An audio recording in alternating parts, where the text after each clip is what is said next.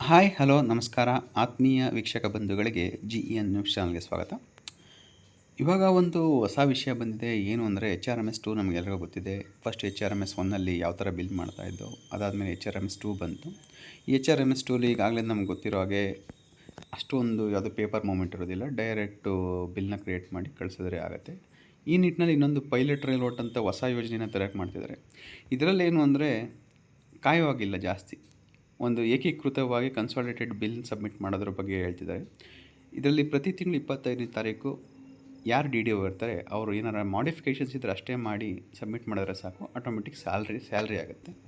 ಈ ನಿಟ್ಟಿನಲ್ಲಿ ಏನಂತ ಹಾಕಿದ್ದಾರೆ ನೋಡೋಣ ಬನ್ನಿ. ಮೇಲ್ಕಂಡ ವಿಷಯ ಹಾಗೂ ಉಲ್ಲೇಖಕ್ಕೆ ಸಂಬಂಧಿಸಿದಂತೆ ಏನು ವಿಷಯ, HRMS2 ಹಾಗೂ ಖಜಾನೆ 2ರ ಮೂಲಕ ಏಕೀಕೃತ ವೇತನ ಬಿಲ್ ಕನ್ಸಾಲಿಡೇಟೆಡ್ ಸ್ಯಾಲ್ರಿ ಬಿಲ್ ಪ್ರಕ್ರಿಯೆ ಕುರಿತು ಸಭೆಗೆ ಹಾಜರಾಗುವ ಕುರಿತು ಅಂತ ಹೇಳಿದ್ದಾರೆ. ರಾಜ್ಯ ಸರ್ಕಾರವು HRMS2 ಹಾಗೂ ಖಜಾನೆ 2 ಮೂಲಕ ಏಕೀಕೃತ ವೇತನ ಬಿಲ್ ವ್ಯವಸ್ಥೆಯನ್ನು ಜಾರಿಗೊಳಿಸುತ್ತಿದ್ದು, ಈ ಸಂಬಂಧ 17/6/2026ರಂದು ಖಜಾನೆ ಇಲಾಖೆ ವತಿಯಿಂದ ಆನ್ಲೈನ್ ಮೂಲಕ ತರಬೇತಿಯನ್ನು ಆಯೋಜಿಸಲಾಗುತ್ತದೆ. ಈ ತರಬೇತಿಯಲ್ಲಿ ವೇತನ ಬಿಲ್ ಪ್ರಕ್ರಿಯೆ ಹಂತಗಳಾದ ಬಿಲ್ ಸೃಜನೆ, ಪರಿಶೀಲನೆ, TDO ಅನುಮೋದನೆ ಹಾಗೂ pay and accounts PAO treasury ಮೂಲಕ ಖಜಾನೆ 2ಕ್ಕೆ ಸೇರುವ ನೂತನ ಕಾರ್ಯವಿಧಾನ ಕುರಿತು ವಿವರಿಸಲಾಗುತ್ತದೆ.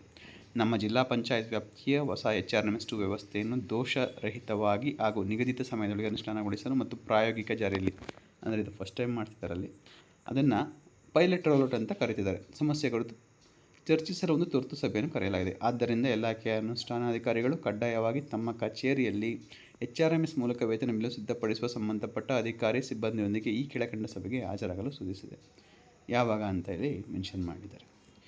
ಇದೇನಾದರೂ ರೋಲ್ಔಟ್ ಆದರೆ ಈಗ ಹೆಂಗೆ ನಮಗೆ ವೆಯ್ಟ್ ಮಾಡೋದು ಅಷ್ಟೊಂದು ಇರೋದಿಲ್ಲ.